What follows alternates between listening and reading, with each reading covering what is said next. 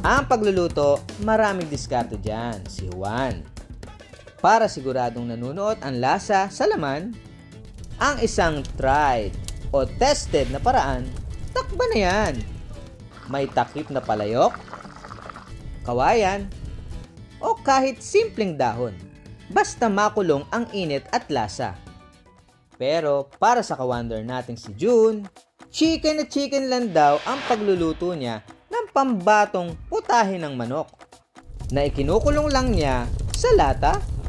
Natutunan ko po itong kinulob na manok dito lang din sa mga nagsasaka dito na mga tawag nila mga hortelano. So kapag nagluluto sila ng manok, ginaya ko na lang. Mas masarap kasi yung kinulob niya, malalasa mo yung smoky chicken, parang ganon. Sa 5 taong pagbablog ni Kuya June, iba't ibang proseso na ng pagluluto ang kanyang nasubukan.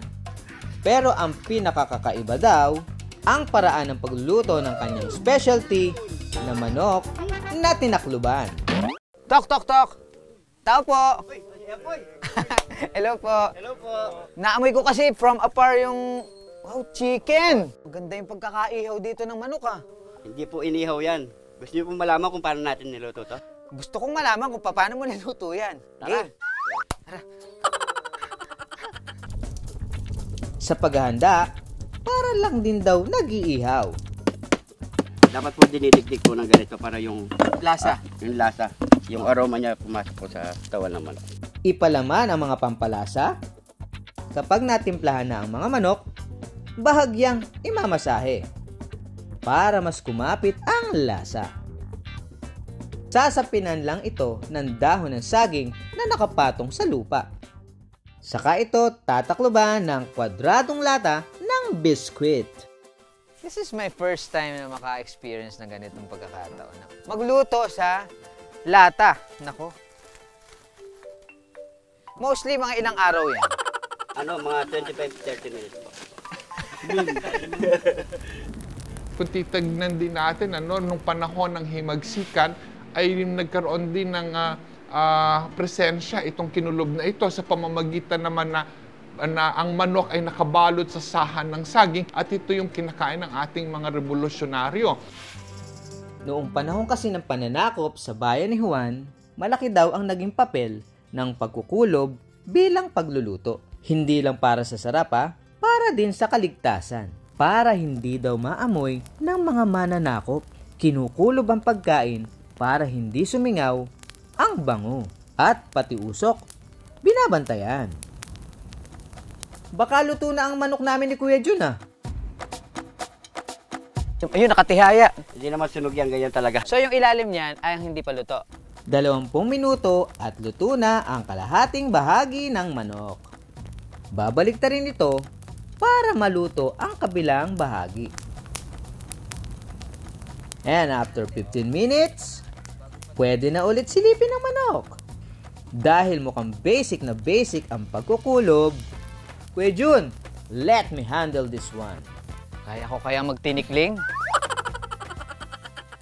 1, 2, 3. Wait na.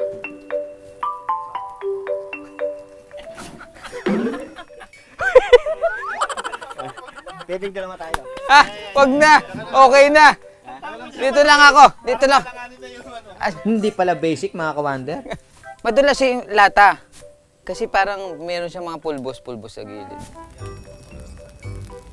Yun! O, di ba luto na?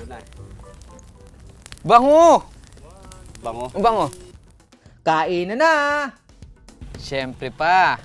It's Tiki Man time, mga ka-wonder!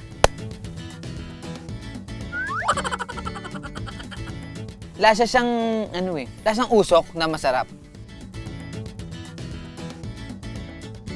Sa kinulog kasi na pagluluto, ini-expect natin na yung init ay mas mataas pa sa at least 74 degrees Celsius na tapat na para makaluto ng karne ng manok. Pero ang pinaka-consideration din, siguraduhin natin na naluluto talaga yung pinakaloob ng manok.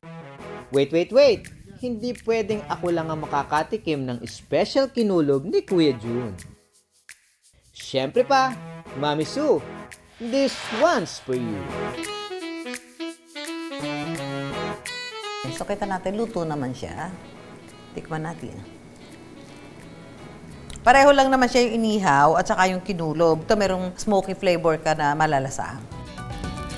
Kapag nga naman usapin ang pagluluto, hindi nawawala ng pakulo si Juan. Pero ang mga bagay na inaakalang simple o diskarte lang, may malaki palang ambag sa pakikibaka para sa ating kasarinlan.